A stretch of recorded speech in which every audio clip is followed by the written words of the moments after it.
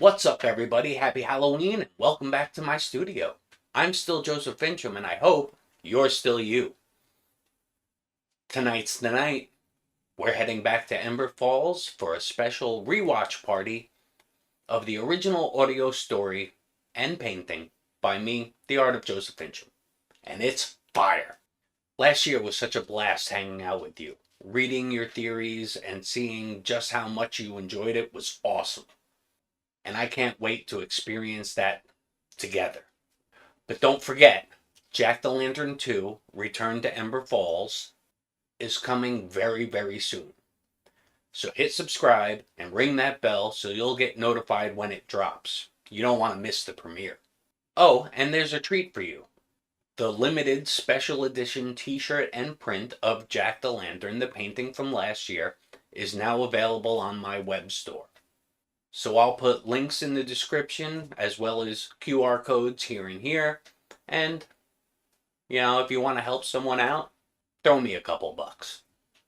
So now, dim the lights, light up that jack-o'-lantern, get yourself nice and cozy, and let's rewatch Jack the Lantern.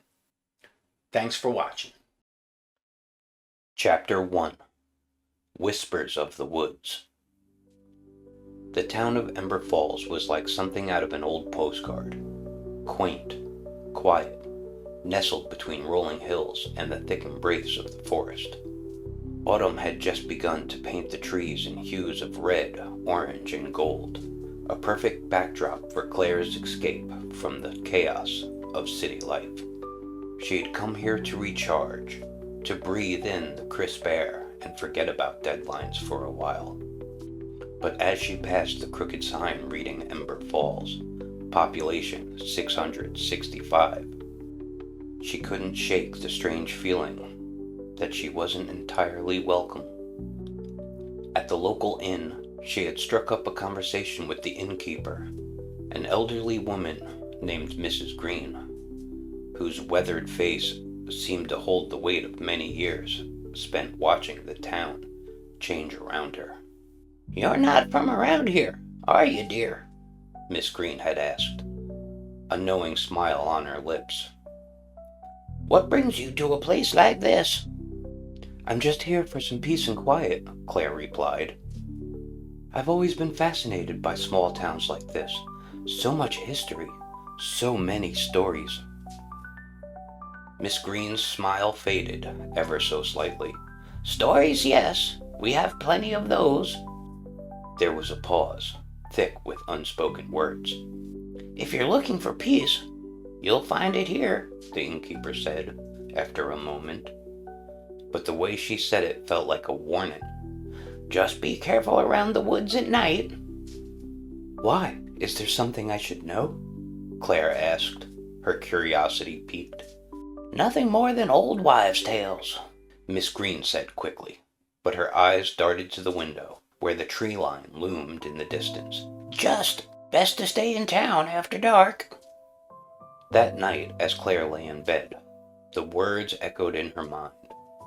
The wind outside carried the rustle of leaves, a sound both soothing and eerie in the stillness. She drifted off, dreaming of dark woods and flickering lights that danced just out of sight.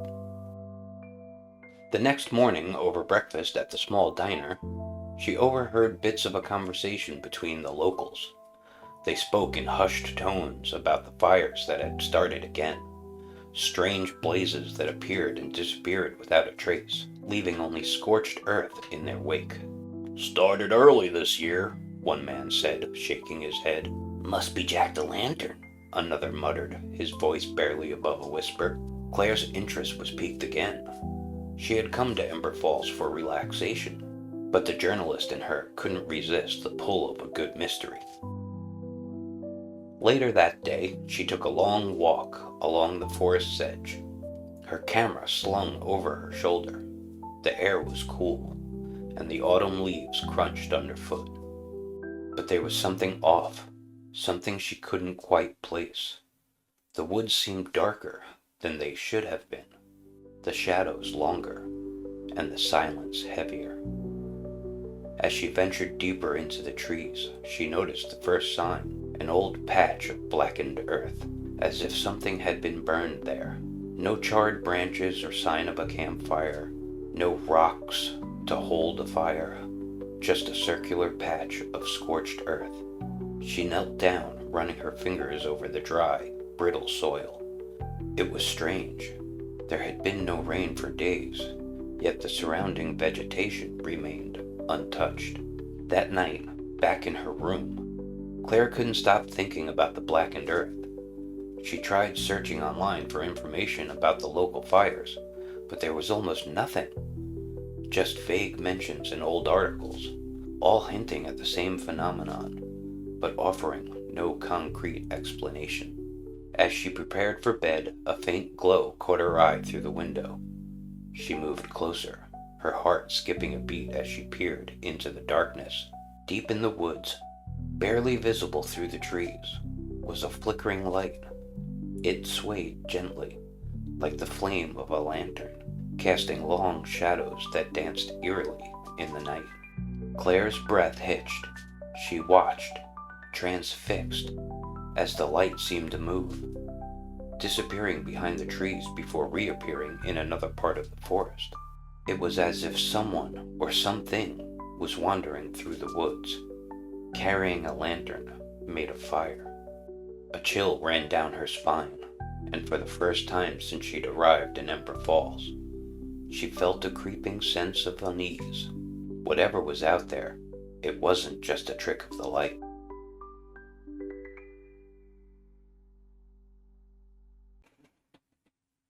Chapter 2.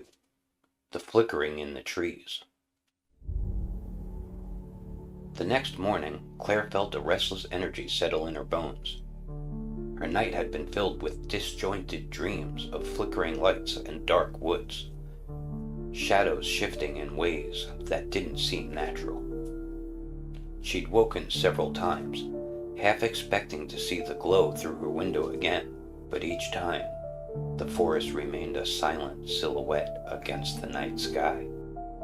Over breakfast, she debated whether to tell anyone what she had seen, but something stopped her. The townspeople were already guarded about the woods, and Claire wasn't ready to be dismissed as another curious outsider chasing after ghost stories. So instead, she kept quiet and planned her day. By mid-afternoon, the overcast sky added a layer of gloom to Ember Falls. The town felt even smaller under the weight of the low-hanging clouds, and the woods loomed more ominously. But Claire couldn't shake the urge to go back. There was something in those trees, something she had to understand. Equipped with her camera and a small notebook, she made her way back to the forest's edge, determined to investigate further. The crisp autumn air bit at her skin as she ventured deeper than she had the day before. This time, there was no hesitation in her steps.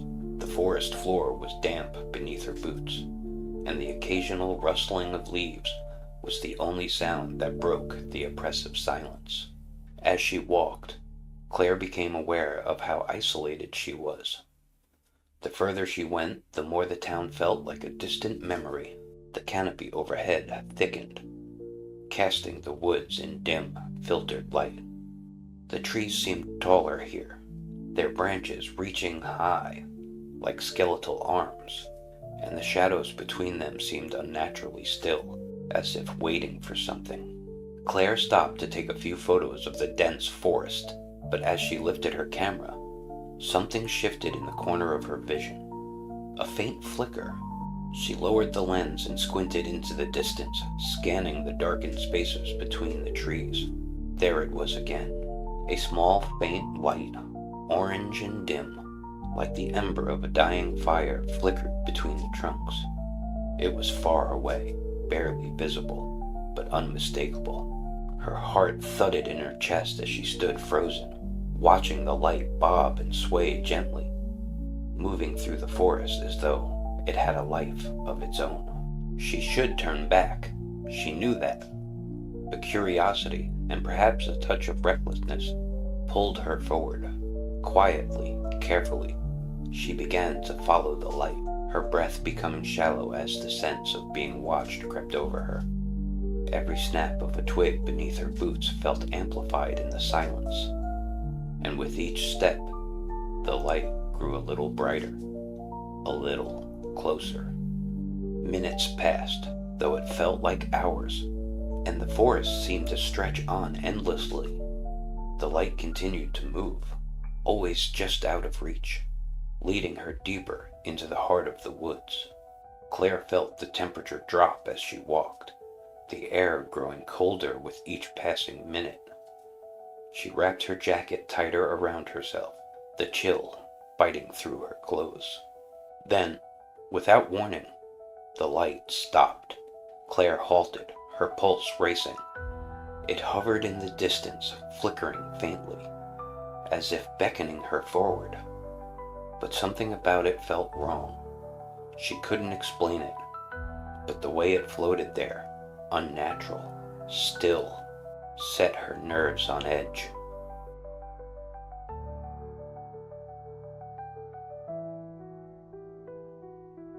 Suddenly, the light flared bright, casting long, jagged shadows across the forest floor.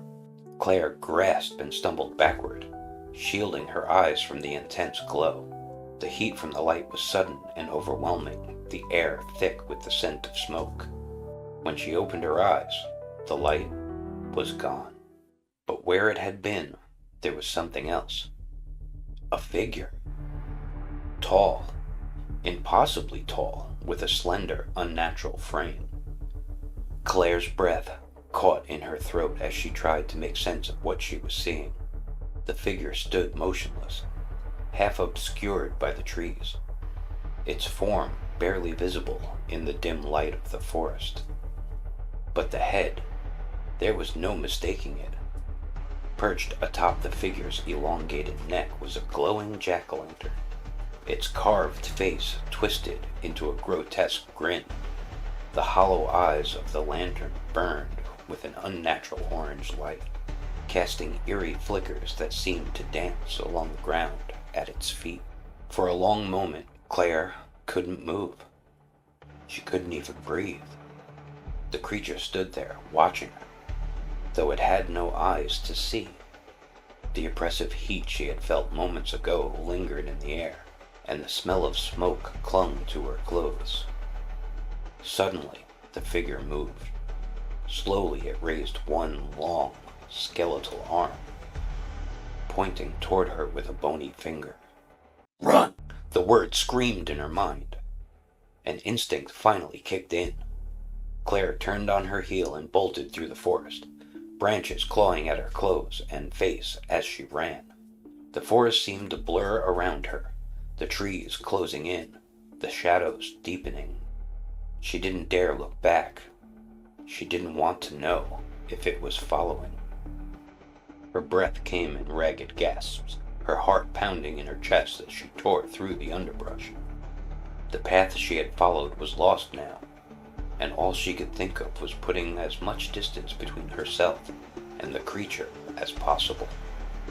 The sounds of the forest became a chaotic symphony, her footsteps crashing through the leaves, the frantic rustling of branches, and the ever-present crackling sound that reminded her too much of fire. After what felt like an eternity, she burst through the tree line and into the open field that bordered the town. She collapsed onto the grass, her legs trembling, her lungs burning from the exertion. For several minutes she lay there, staring up at the gray sky, trying to catch her breath and calm the wild beating of her heart. When she finally dared to look back toward the forest, there was no sign of the creature. No glowing jack-o'-lantern, no figure watching from the shadows. The woods stood silent and still, as if nothing had happened. But Claire knew better. She could still feel the heat, still smell the faint trace of smoke in the air. Whatever that thing was, it wasn't just a story. It was real, and it was out there, somewhere in the depths of the forest, watching, waiting. Claire forced herself to her feet and stumbled back toward the town. Her mind raced with questions, but one thought drowned out the rest. She had to know more.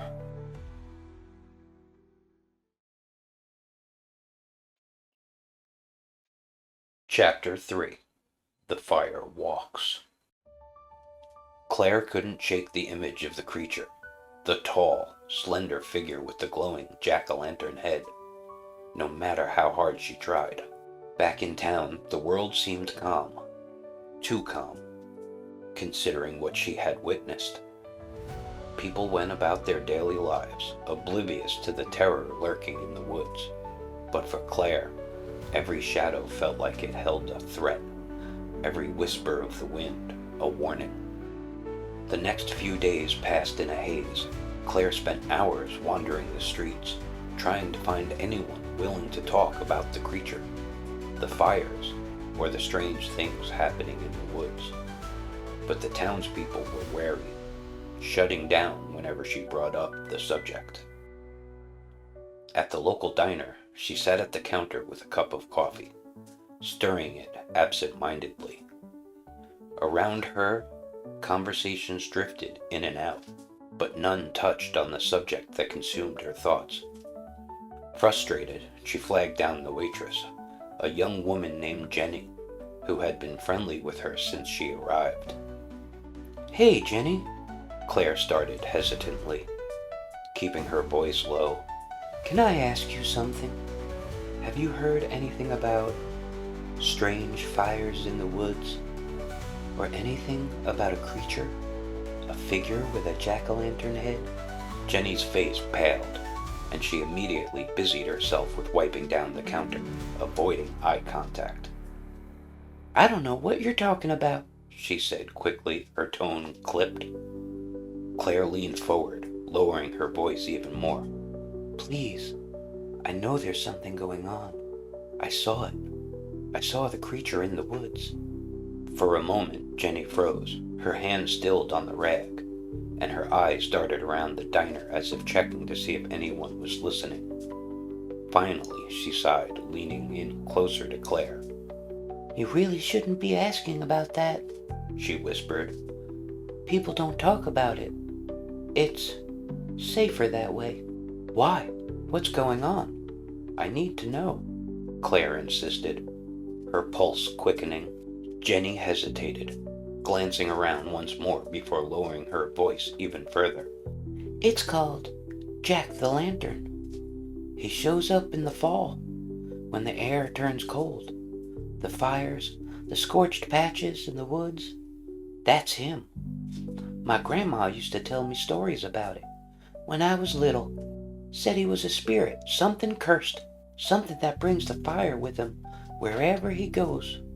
Claire leaned in closer, her mind racing. "Has anyone ever tried to stop him? To figure out what he wants?" Jenny shook her head. "No one who ever goes looking ever comes back quite right. Most people know better than to follow the lights in the woods. If you see Jack the Lantern, you stay inside. You let him pass. That's all anyone can do." "But why now?" Claire pressed. "Why are the fires starting again?" Jenny's face grew tight with fear. "No one knows. Some years he doesn't come at all. Others, well, people say it's like he's looking for something, or someone." Claire sat back, her mind buzzing with this new information. "Looking for someone? Who?" Jenny bit her lip, her eyes flickering toward the door as if she expected someone to walk in at any moment. "It's just a story. But people say Jack the Lantern was once a man, a real-life person, who was wronged a long time ago. They say he's searching for the one who betrayed him. And until he finds them, he'll keep walking the woods, spreading the fire." A chill ran down Claire's spine. "And what happens if he finds them?" Jenny shook her head, her expression grim. "No one knows. No one wants to know." Before Claire could ask anything more, the diner door swung open, and a group of locals entered, their voices loud and cheerful. Jenny straightened up immediately, her mask of indifference slipping back into place. She gave Claire a quick, tight smile before turning away to serve the new customers. Claire sat there for a moment, her mind racing. So Jack the Lantern wasn't just a spirit of mindless destruction. There was a purpose behind his movements, a reason for the fires. He was searching for something. But what or who was he looking for? Why did he leave behind nothing but scorched earth in his wake? That night, back in her room at the inn, Claire found herself unable to sleep. The thought of Jack the Lantern, the creature that had come so close to her in the woods, haunted her every moment. She could still feel the heat from his presence, the searing air that had surrounded him. And now, knowing that he was searching for something, made her fear him even more. She tossed and turned in bed, the rustling of leaves outside her window sounding too much like the crackle of a distant flame. Finally, after hours of restless shifting, she gave up on sleep altogether. Throwing on a sweater and grabbing her notebook, Claire decided to take another walk, hoping the cool night air would clear her mind. She hadn't intended to go far, just a stroll around the quiet streets of Ember Falls, but her feet carried her toward the woods, as if drawn there by some invisible force. The moon hung low in the sky, casting long shadows across the ground, and the trees stood like silent sentinels at the edge of town. Claire paused at the tree line, staring into the dark, tangled branches. The woods seemed different at night, more alive, more dangerous. Every instinct told her to turn back, to head toward safety, and leave the mystery of Jack the Lantern alone. But she couldn't. She stepped into the forest.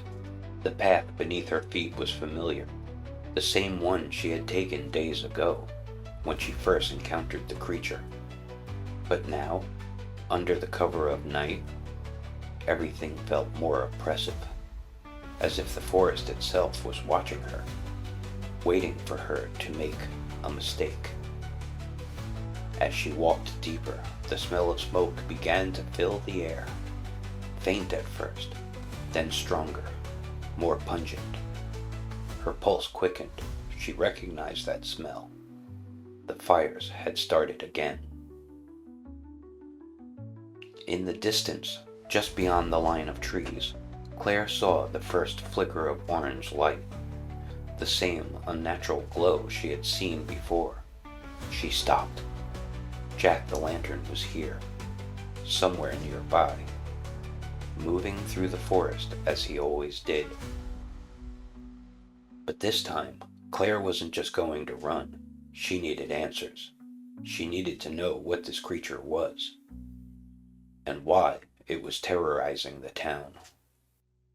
She moved forward cautiously, keeping her footsteps light, her eyes fixed on the distant glow. The smell of smoke grew stronger, and with it came the unmistakable sound of crackling flames. Suddenly, she froze.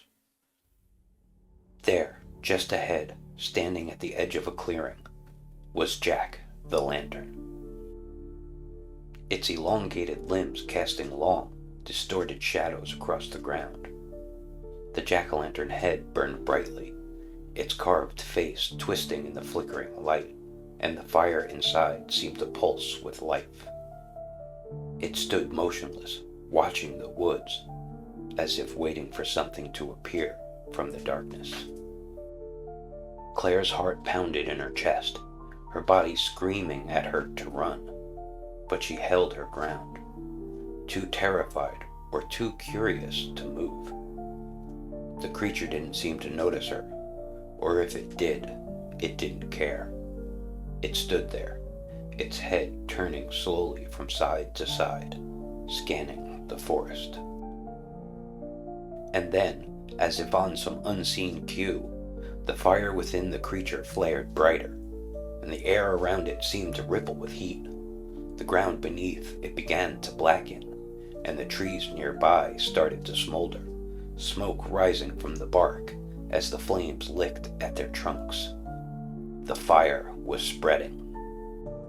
Claire watched in horror as the creature raised one long, skeletal arm and pointed toward the woods. As if in response, the flames leapt from the ground, igniting the trees in a blazing inferno. The heat was intense, suffocating, and the sound of crackling wood filled the air. She couldn't stay there any longer. The fire was too close, too dangerous. Without another thought, Claire turned and ran, the roar of the flames behind her driving her forward. The forest blackened around her as she sprinted through the underbrush, her lungs burning from the smoke, the heat, and the exertion. Finally, she burst out of the woods and into the open field, gasping for breath as she collapsed on the cool grass. She glanced back to the forest's edge, half expecting to see Jack the Lantern emerging from the flames. But there was nothing, only the distant glow of the fire as it spread through the forest. Claire lay there, her body trembling from fear and exhaustion. The fires were getting worse, and the creature, whatever it was growing bolder. It was no longer content to stay hidden in the woods. Something was coming, and Claire wasn't sure if the town of Ember Falls would survive it. Chapter 4. Old Warnings, New Flames. Claire's heart pounded in her chest long after she fled the forest. The image of Jack the Lantern etched into her mind, his towering figure, the flames at his feet, the way the trees ignited just by his presence. It was all too much. Yet, as terrifying as the experience was, her curiosity had grown even stronger. Who, or what, was Jack the Lantern really? And why had he come back now, after years of silence? As she lay in bed that night, sleep was impossible. The memory of the heat, the crackling of the flames haunted her. The townspeople clearly knew something. Jenny had warned her. But there had to be more to the story. What was it about Jack the Lantern's curse? What had happened all those years ago? By the time the sun rose, Claire had made up her mind. She needed more answers, and the only way to find them was to dig deeper into Ember Falls history. Somewhere in this town, there had to be a record of what had happened. Something in the past had awakened this creature. At the town's modest library, Claire met Mrs. Hargrove, a frail old woman who had worked as the librarian for decades. When Claire asked her about old town records, Miss Hargrove hesitated, her eyes narrowing behind her thick glasses. "Why would you be interested in that, dear?" she asked cautiously, her voice betraying a flicker of fear. "Most of those old records aren't of much use anymore. Nothing but tales of the past." "I'm just doing some research," Claire replied as casually as she could, though her pulse quickened. "On local legends, old folklore. I've always been fascinated by small town stories, especially when they involve unexplained phenomena." Miss Hargrove's lips tightened. For a long moment, she said nothing, simply eyeing Claire with an unreadable expression. But then, with a slow, deliberate movement, she pushed back her chair and walked toward a locked cabinet in the far corner of the library. "These are old records," she said as she opened the drawer, her voice quiet. "and some of them are better left alone. But if you insist..." She pulled out a weathered folder, its edges frayed and yellowed with age. "This is what remains of early town history. Some of it's folklore, some of it's fact, You'll have to decide for yourself. Claire thanked her and took the folder to a quiet corner of the library. The papers inside were brittle, the ink faded in places, but she could still make out the stories. Stories of fires that had ravaged the forest decades ago, of a mysterious figure seen wandering the woods. Jack-the-lantern wasn't a new phenomenon. He had appeared in the past, always in the fall, always accompanied by flames that scorched the earth. But there was more. Claire found an old newspaper clipping from the early 1800s, recounting a strange trial that had taken place in Ember Falls. The details were sparse, but it seemed a man had been accused of witchcraft, of using dark magic to control fire. The town had turned on him, and he had been executed in the very woods where Jack-the-lantern now roamed. As Claire read further, her hands began to shake. According to the article, the man's dying words had been a curse. He swore he would return, that his spirit would walk the woods, bringing fire and destruction until justice was served. Jack-the-lantern was more than a legend. He was real, and he was seeking revenge. Claire left the library in a daze, the weight of her discovery pressing down on her. Jack-the-lantern wasn't just a vengeful spirit. He had been wronged, and now he was exacting his wrath on the town that had betrayed him. But why now? Why, after all these years, had the fires started again? Lost in thought, Claire almost didn't notice the small crowd gathering near the town square. Smoke drifted through the air, and she quickened her pace, her heart sinking as she neared the source. Another fire. This one was smaller than the inferno she had seen in the woods, but the damage was undeniable.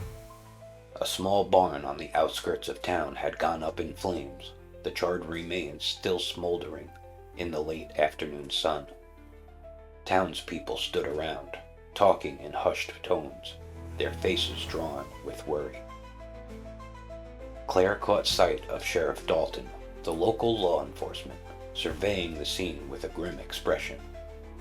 She had met him briefly when she first arrived, but he had been distant, polite but unhelpful. Now she approached him, hoping for some answers. "Sheriff," she called, her voice urgent. "do you know what caused the fire?" Dalton turned to her, his eyes dark with concern. Not yet, but this isn't the first one we've had recently. Folks around here think it's just bad luck, dry weather and all, but I know better. Claire's heart raced. "You've seen him too, haven't you?" The sheriff's eyes narrowed. What do you mean? "Jack-the-lantern," she whispered, glancing around to make sure no one else was listening. "I've seen him in the woods. He's the one starting the fires." For a moment, Dalton said nothing, his expression unreadable.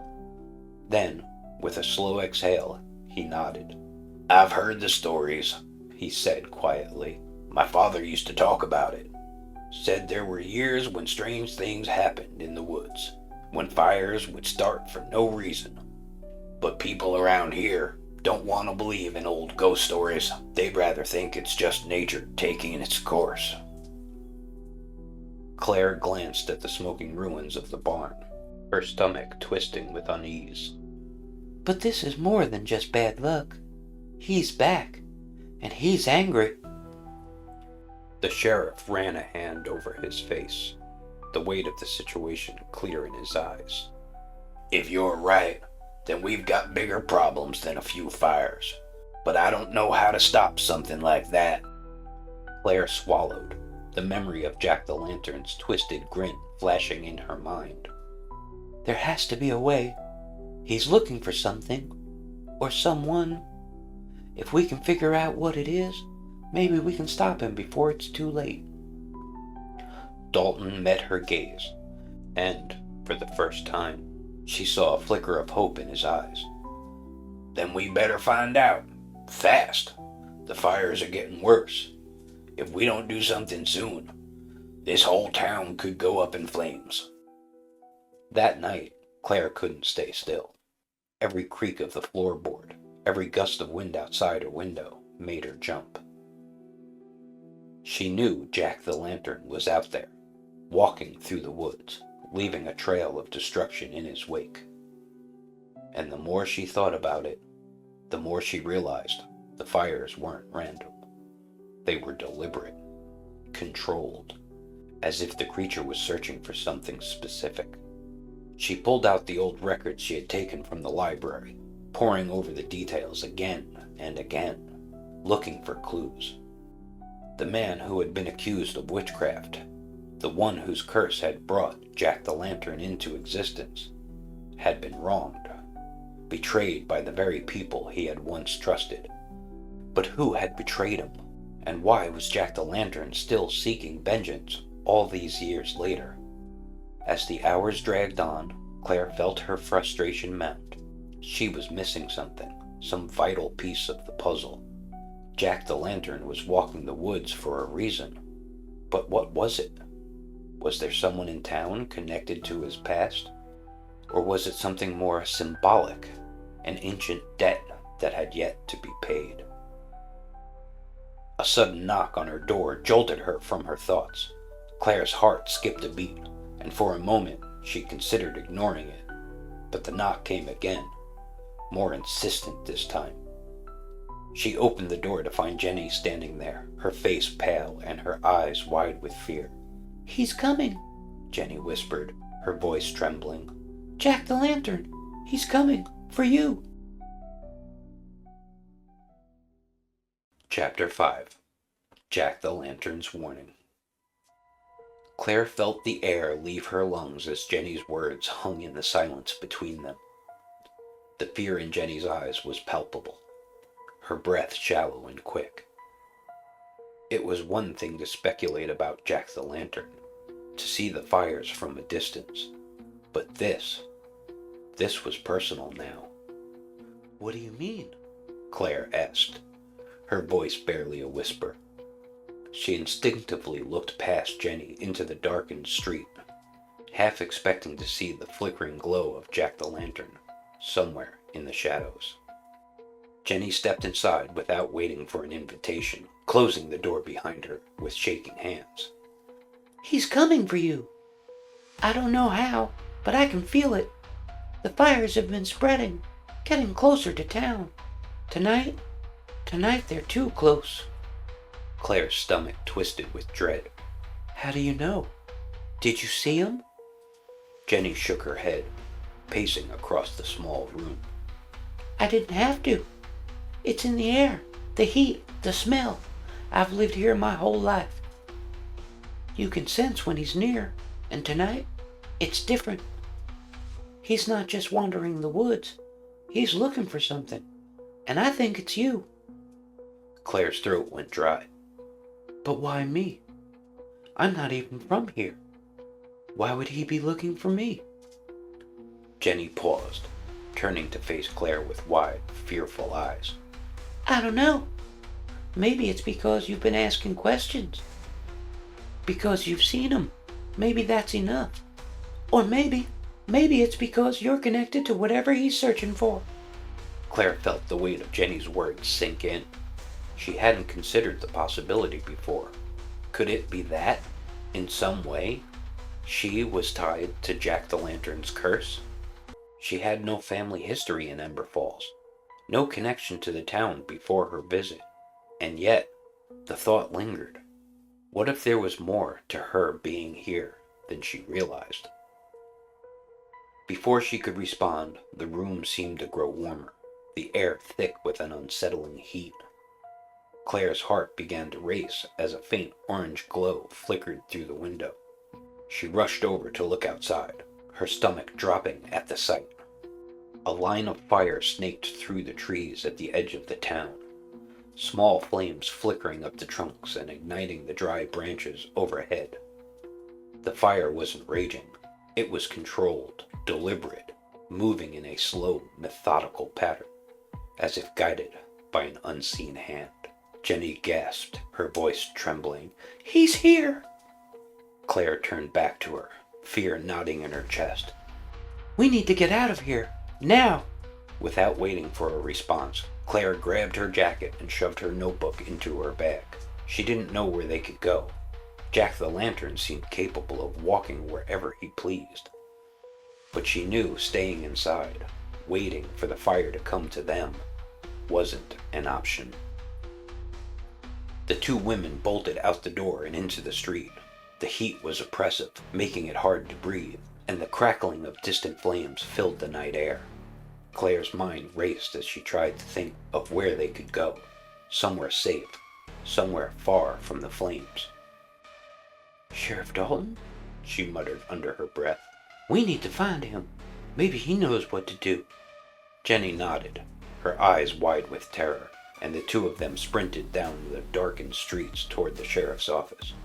The town felt eerily deserted, as if everyone had already sensed the danger and taken shelter in their homes. Only the sound of their hurried footsteps and the distant roar of the fire broke the silence. As they neared the sheriff's office, Claire's heart sank. The building was dark, the door locked tight. She banged on it anyway, hoping, against hope, that Dalton was inside, but there was no answer. He's not here, Jenny whispered, her voice shaking. What do we do now? Claire glanced around, her thoughts racing. They couldn't stay in the open like this. The fire was spreading, and Jack the Lantern was out there, somewhere in the darkness, watching them. She could feel it, the sensation of being hunted, of being stalked by something unnatural. There's an old church on the outskirts of town, Jenny said suddenly, her voice filled with desperation. It's abandoned, but it's made of stone. The fire can't get in there. We'll be safe, for a while. Claire hesitated, her mind whirling with uncertainty. The church was far, and they'd have to pass through the edge of the woods to get there. But she had no other ideas. Staying in town was just too dangerous, and there was no telling when Jack the Lantern would strike again. Okay, Claire agreed, her voice steady despite the fear gnawing at her. Lead the way. The trek to the church was grueling. The heat grew worse with every step they took, and the oppressive smell of smoke seemed to cling to their skin. Claire kept glancing behind them, half expecting to see the flickering glow of Jack the Lantern's head in the distance. But for now, the night remained dark, save for the glow of the fires creeping ever closer to the town. Jenny led the way, her steps quick but careful, as they skirted the edge of the woods. The trees loomed overhead, their branches twisted and blackened from years of previous fires. In the silence, every rustle of leaves or crack of a twig made Claire's pulse quicken. As they neared the outskirts of town, the church came into view, a small, crumbling stone structure nestled at the edge of the forest. It was old, its windows boarded up, and the roof sagging in places. But it was solid. And as Jenny had said, the stone walls would keep the flames at bay. They reached the church just as the fire reached the edge of town. Claire glanced back one last time, watching as the flames devoured the outermost trees. The fire wasn't random. They were being guided, pushed forward by Jack the Lantern. Come on, Jenny urged, pulling Claire toward the door. They slipped inside, shutting the heavy wooden door behind them with a loud creak. The inside of the church was dark and musty, the air thick with the scent of decay and dust. Rows of broken pews lined the small room, and a rusted iron cross hung crookedly on the far wall. No one had been here for quite some time. We should be safe in here, Jenny whispered, her voice uncertain. At least for a while. Claire nodded, though she wasn't entirely convinced. She set her bag down on one of the pews, her mind racing as she tried to make sense of everything that had happened. Jack the Lantern was more powerful than she had imagined, his fires creeping closer to the heart of the town. But why? What did he want? As Claire sat down, she pulled out the old records she had taken from the library earlier that day. She needed answers, and fast. There had to be something, some clue, some detail she had overlooked that would explain why Jack-o'-lantern had returned, and why he was now targeting her. Jenny watched her silently for a moment before speaking. Do you really think we can stop him? Claire glanced up, meeting Jenny's wide, frightened eyes. She wanted to say yes, to give Jenny the reassurance they both desperately needed. But the truth was, she didn't know. Jack-o'-lantern was ancient, driven by a curse that had endured for generations. Stopping him seemed impossible. I don't know, Claire admitted, her voice soft. but we have to try. There has to be a reason he's back, something that ties him to this town. If we can figure out what it is, maybe we can stop him. Jenny nodded slowly, though the fear in her eyes remained. What if we can't? Claire didn't have an answer for that. Instead, she turned her attention back to the records, flipping through the fragile pages as the sound of crackling flames echoed faintly outside. Hours passed, the silence of the church broken only by the distant roar of the fire. Claire had gone through the records twice, but nothing new stood out. The man accused of witchcraft, the curse he had uttered, the years of fire and destruction. It was all there, but nothing explained why Jack-o'-lantern had returned now, after decades of silence.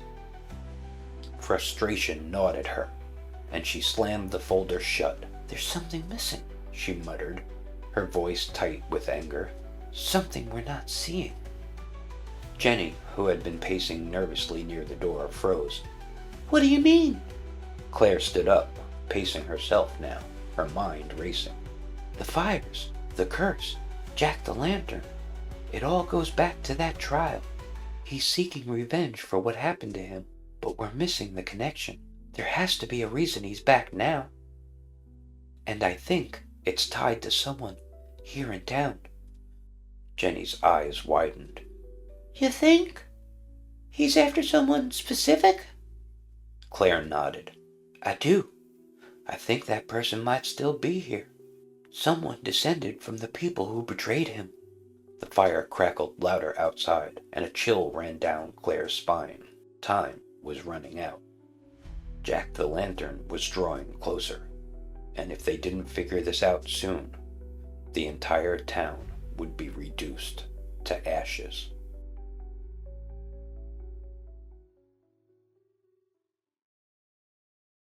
Chapter 6. The Forgotten Name.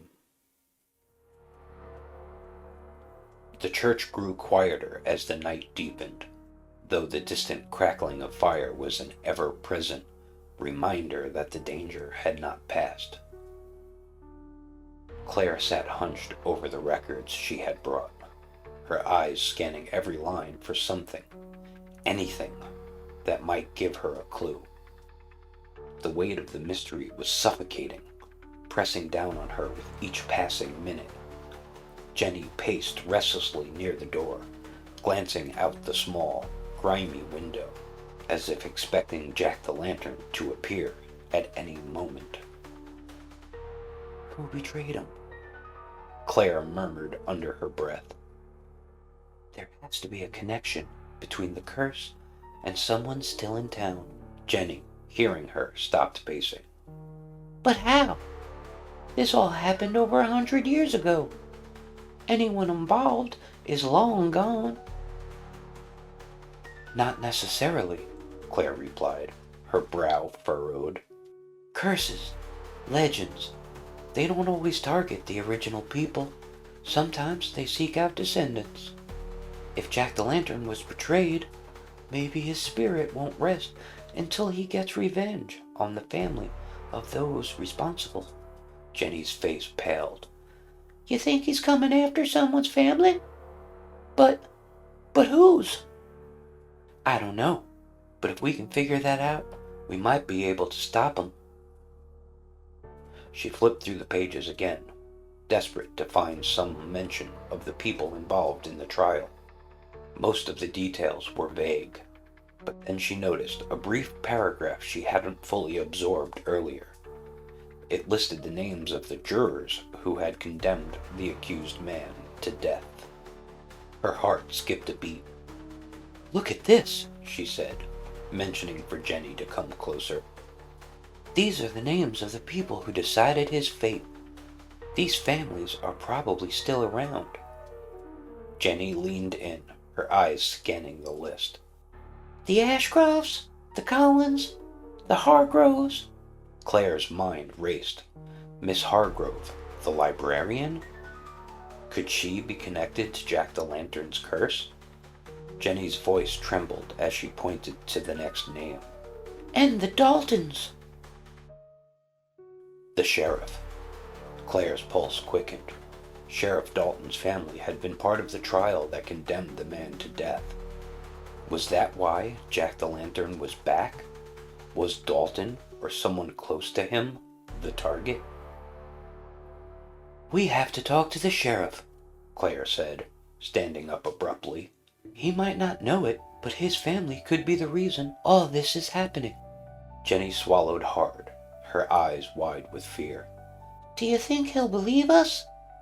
Claire hesitated, knowing the sheriff had already been skeptical of the legends. But if he was connected to the curse, he needed to know. We have to try. It's the only lead we have. The journey back to town felt longer than it had earlier. The fire still burned in the distance, a creeping menace that seemed to follow them, always just beyond the tree line. As they walked through the streets of Ember Falls, Claire's nerves were on edge. Every shadow seemed to flicker. Every rustle of leaves or gust of wind made her heart race. When they reached the sheriff's house, the lights were on.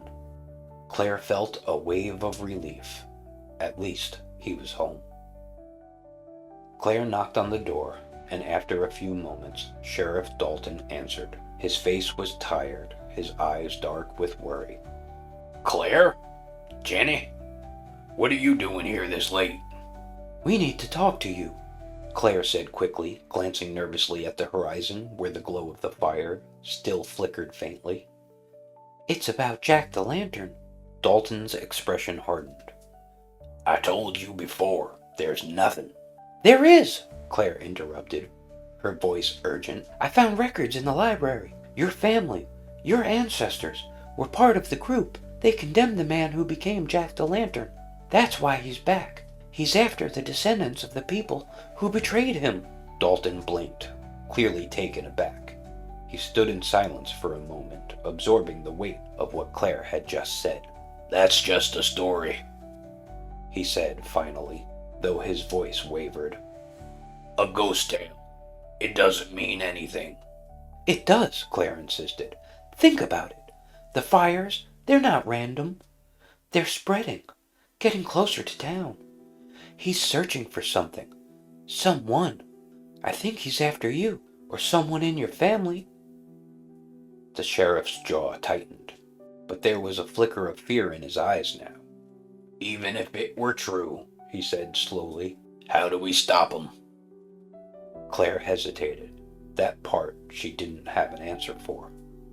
She had uncovered the history, the reasons behind Jack-o'-lantern's vengeance, but she still didn't know how to break the curse. I'm not sure yet, she admitted, but I think the answer has to be in the records, in the history of what happened. There must be something that can stop him, something that can put him to rest. Dalton glanced at the window, his face set in grim lines. The fire had reached the edge of town now, the faint glow casting an eerie light on the darkened street. He sighed heavily. All right, he said. If there's even a chance you're right, I'll help. But we need to figure this out fast. Back at the sheriff's office, Dalton pulled out his family records. They weren't as old as the ones Claire had found in the library, but they contained details about the Daltons and their role in the town history. As the three of them sifted through the documents, Claire's mind raced, piecing together the fragments of information they had. Here, Dalton said, pointing to an old photograph of his grandfather, Elias Dalton. He was the sheriff during the time of the trial. He was the one who led the charge to arrest the accused man. Claire stared at the photo. Elias Dalton looked stern, with hard eyes and a firm, chiseled set to his mouth. He had been responsible for the man's execution, the very act that had led to the curse. If Jack the Lantern was seeking revenge, Elias Dalton's family would certainly be at the top of his list. Do you think, Claire started, her voice hesitant, that Jack the Lantern wants you to suffer for what your great-grandfather did? Maybe he's not just after random destruction. Maybe he's looking for a way to get to you. Dalton's face hardened, but he nodded. It would make sense. My family was a part of what happened to him. If he's trying to right a wrong, maybe I'm the one he's after. Claire's heart pounded. They were getting closer, but time was running out. The fires were spreading, and Jack the Lantern wouldn't stop until his vengeance was complete. There has to be a way to stop him, Claire said, her voice growing desperate. Some way to break the curse. Dalton stood up abruptly, crossing the room to the small safe in the corner. He opened it and pulled out a weathered old book, its pages brittle with age. This belonged to Elias, he said quietly. It's been passed down through my family. I never paid much attention to it, but it's filled with notes about the trial, about the accused man. Maybe there's something in here that can help. Claire took the book, her hands trembling slightly as she opened it. The pages were filled with handwritten notes detailing the trial, the man's arrest, and the events leading up to his execution. But as she flipped through, one passage stood out. The curse will live on through flame and shadow until truth is brought to light. Only by revealing the betrayer can the fire be quenched. Claire's heart nearly stopped. The truth is the key, she whispered. Jack the Lantern won't stop until the truth about his betrayal is revealed. Jenny frowned. But we already know what happened. He was accused of witchcraft and executed. Claire shook her head. No, there's more to it. Something deeper. He wasn't just a victim of the trial. Someone must have framed him. If we can uncover the real betrayer, the one who condemned him, we might be able to break his curse. Dalton looked grim. If that's true, then we need to find out who it was. Outside, the fires crept closer. The heat pressed against the windows of the sheriff's office. The smell of smoke filled the air. Time was running out, and Jack the Lantern was drawing nearer, his fiery vengeance consuming everything in its path. But now, Claire had a new sense of purpose. The curse could be broken, but only if they uncovered the real truth behind the trial. Somewhere in the past, the answer lay hidden, waiting to be revealed. And if they didn't find it soon, Ember Falls would be consumed by flames, and Jack the Lantern's wrath would claim them all. Chapter 7. The Betrayer Revealed. The air in Ember Falls had thickened with smoke, the creeping fires now edging dangerously close to the heart of the town. From the sheriff's office, Claire could see the flickering orange glow reflected in the darkened windows, and the oppressive heat pressed against them like an invisible hand, pushing them toward their final moments. But she couldn't let herself focus on that now. The only thing that mattered was the truth. Claire, Sheriff Dalton, and Jenny huddled over the old, brittle book Elias Dalton had left behind. The passage Claire had read was still fresh in their mind. The curse will live on through flame and shadow until the truth is brought to light. Only by revealing the betrayer can the fire be quenched. But the truth, the real betrayal, remained elusive. Dalton rubbed his temple, distress evident on his face. We know Elias led the charge against him, but if that man was framed, someone had to have orchestrated it. There has to be a name. Claire nodded. She flipped through the pages of the book again, her eyes scanning for any mention of a key figure who might have stood to gain from the man's death. As she worked through the passage, Jenny sat tensely by the door, watching the distant flames move closer to town. Look at this, Clara said suddenly, stopping at an entry that seemed hastily scribbled, as though Elias had been unsure whether he should commit the words to paper. The ink was smudged, but it was still legible. I am haunted by the guilt. The man was no witch, but I did as I was told. I followed orders, kept my mouth shut. But the truth is, it was Reverend Samuel Ashcroft. Ashcroft made the false accusation to protect himself. He feared the man knew too much, knew of his dealings. I was complicit in his crime, and now I fear our town is cursed for it. Claire's heart skipped a beat as she read the passage aloud. Reverend Samuel Ashcroft, she murmured. The Ashcroft family was one of the wealthiest in Ember Falls during that time. They would have had the influence to orchestrate a false accusation. Jenny's eyes widened as pieces began to fit together. Ashcroft and his descendants still live here. They're still part of the town. Dalton's face was grim as he nodded. The Ashcrofts have been here for generations. They've always held power, always had their hands in the town's affairs. If Samuel Ashcroft was responsible for the man's death, then his family has been carrying that burden of that crime for over 2 centuries. Jack-o'-lantern's revenge isn't just about the people who condemned him, Claire said, her voice steady. It's about the real betrayal. Reverend Samuel Ashcroft betrayed him to save himself. And now, Jack-o'-lantern's spirit won't rest until the betrayal is revealed. Dalton stood abruptly, crossing the room to grab his jacket. We have to confront them now. If the Ashcrofts are the key to breaking this curse, we can't waste any more time. The fires are closing in. If we don't stop them soon, there won't be anything left of this town. Claire and Jenny followed him outside, the heat of the fire now unmistakable as the flames licked at the trees on the outskirts of Ember Falls. The air was suffocating, filled with smoke and ash, and the sky above gloomed an ominous orange. Claire could feel Jack-o'-lantern's presence, like a dark shadow looming just beyond sight. They hurried through the streets, their footsteps echoing in the empty town. Most of the residents had fled or taken shelter, their doors and windows boarded up against the advancing flames.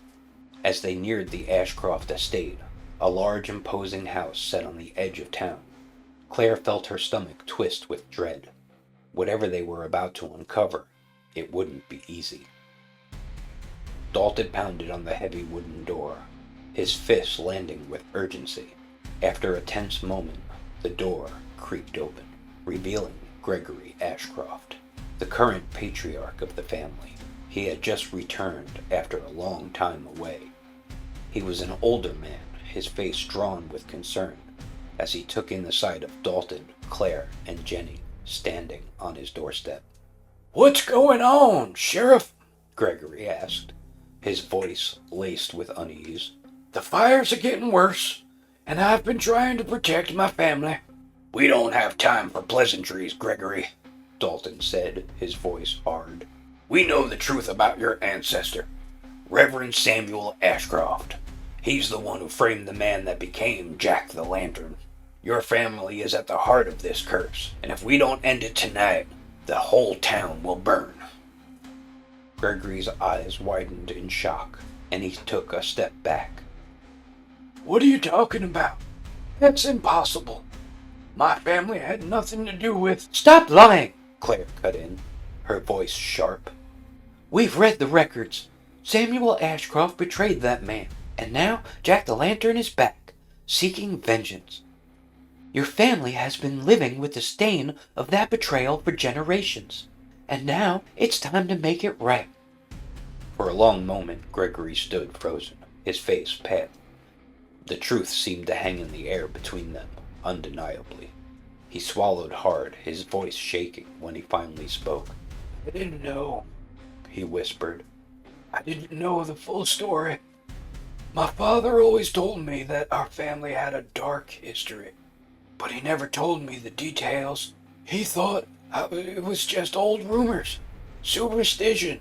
But if you're saying it's true, if my family is responsible, you need to come with us," Dalton said, his tone urgent. "Jack-o'-lantern won't stop until the truth is revealed. You're the only one who can end this." The journey back toward the heart of the town was a harrowing one.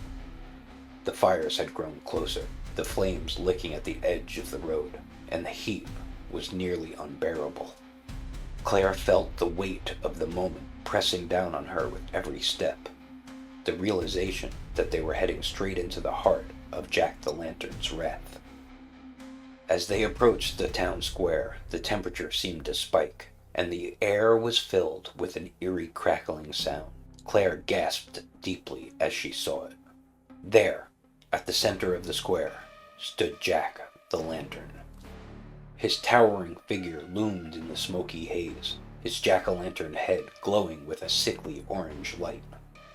The fire that emanated from him danced and flickered, curling around his slender frame like living tendrils of fire. His hollow eyes burned with a deep, malevolent hunger, and his presence radiated an ancient fury. Jack-the-Lantern turned slowly, his gaze locking onto them as they approached. The air grew unbearably hot, and Claire could feel the suffocating weight of his curse pressing down on them. "This is it," she whispered to Gregory, her voice barely audible over the roar of the flames. "You need to tell him the truth. You need to confess what your family did." Gregory hesitated for a moment, his eyes wide with fear.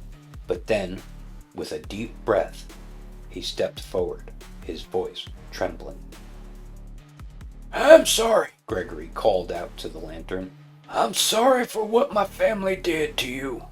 My ancestor, Samuel Ashcroft, betrayed you. He framed you, condemned you to die for crimes you didn't commit. And for that, I am truly sorry." Jack's hand stretched forward in an instant as he took hold of Gregory's head. Claire and Jenny could only look on in horror, flames running down his long, slender arms and into Gregory. A light started to shine inside of him as his clothes began to sear and spark. Spots began to burn and just as quickly turned to ash. Gregory was soon engulfed in a white-hot burning fire from the inside out, until nothing was left but slowly drifting embers on the breeze. Sheriff Dalton drew his revolver and aimed dead center Jack-the-Lantern's chest, his hands shaking like never before. Then a shot rang out. Claire and Jenny jumped at the sudden noise, but Jack-the-Lantern was unfazed. He turned to them all, his twisted face and head alight with fire. For a moment, nothing happened. The flames continued to burn, and Jack-the-Lantern stood motionless, his glowing eyes fixed on the small group. Claire held her breath, hoping that this would be enough, that the truth would finally quench Jack-the-Lantern's thirst for vengeance. Then slowly, the flames around Jack-the-Lantern began to dim. The fire that had been spreading through the town began to recede, the oppressive heat lifting as the curse started to break. The glow from Jack-the-Lantern's head flickered and sputtered as if the flames were dying out. Jack-the-Lantern's hollow eyes fixed on Claire, and for the briefest of moments, Claire thought she saw something in those eyes, something like relief. Then, with a final flicker of light, the Jack-o'-lantern head crumbled into ash, and Jack-the-Lantern's form disintegrated into the night. carried away on the wind like smoke and embers. The curse had been broken. The town of Ember Falls was still standing, though the damage from the fires would take time to heal. But the people were safe, and the shadow of Jack-the-Lantern had finally been lifted. As Claire stood in the cool dawn light watching the first rays of sunlight break through the dissipating smoke, she felt a sense of quiet triumph. The mystery had been solved, the curse undone, and the truth revealed. Ember Falls could finally begin to rebuild. Jenny stood beside her, her face still pale, but her eyes filled with relief. It's over, isn't it? Claire nodded. It's over. Sheriff Dalton approached them, his face solemn but grateful. You saved this town, Claire. I don't know how to thank you. You don't need to, Claire replied. The truth was the key all along. As she turned to leave, the weight of the night's events still heavy on her mind, Claire knew that she would never forget what had happened here. The legend of Jack-the-Lantern would live on in the stories of Ember Falls, but now it would be a tale of redemption, a tale of how the truth had finally set the town free. And with that, Claire walked into the dawn, leaving the shadows of the past behind. Epilogue.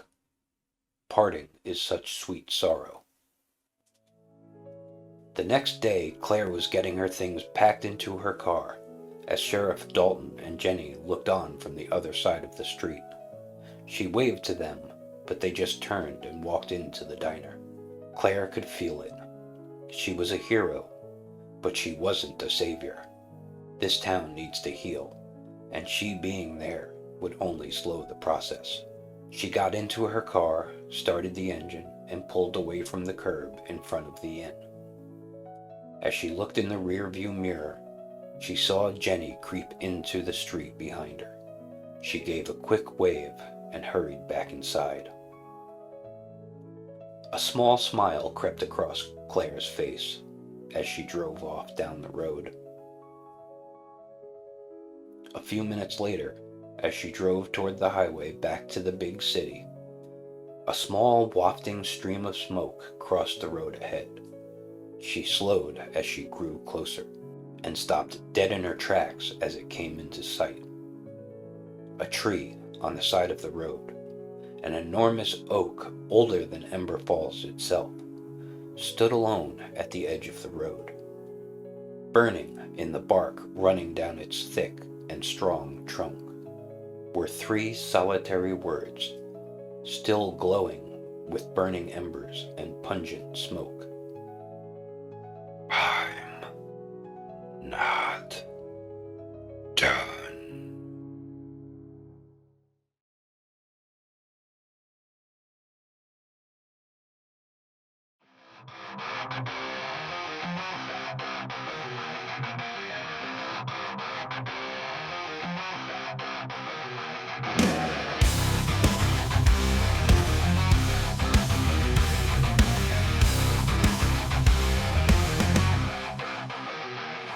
In the town of Ember Falls, a fire begins to spark. There's something out there in the woods and it's creeping through the dark. When the air begins to chill, the trees in autumn slur. When the shadows stretch across this land, you might meet his twisted stare. Jack-the-Lantern, a creature of the night. He burns like the fires of hell, his madness setting the world alight. Jack-the-Lantern, he's coming for you too. If you're not innocent, you'll see there's nothing you can do.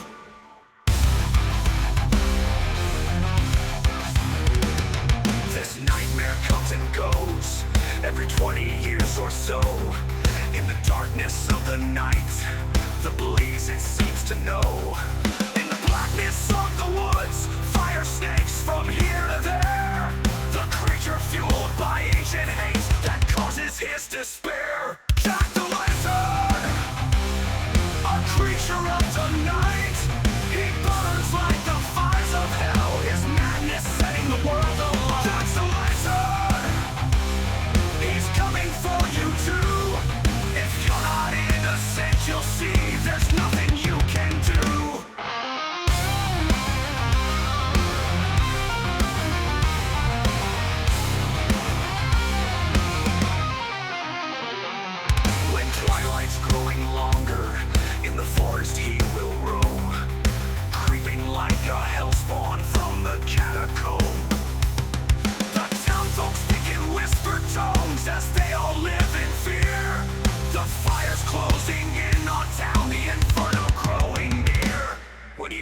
lays his hand upon you and gets you in his grip.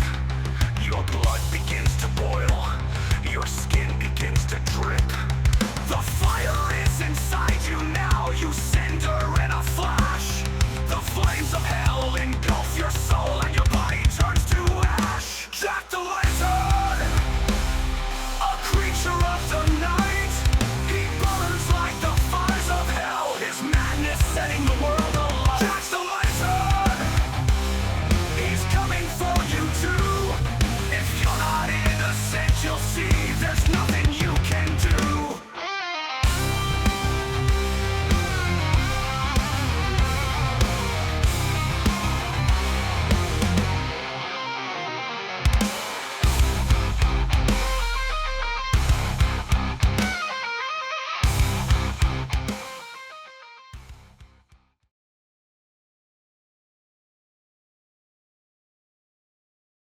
Well, I really hope you all enjoyed that as much as I did making it and creating the painting and everything last year. And this year, I'm going to be doing it again. So Jack the Lantern 2, A Return to Ember Falls, is coming soon. I still don't really know what I want to do with the painting, but we'll have to see about that.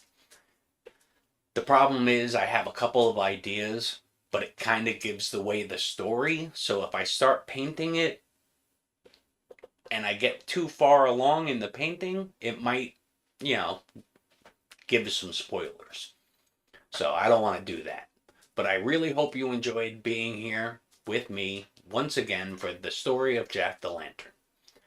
Now, I have to mention it again. I do have a t-shirt and a print for a limited time only.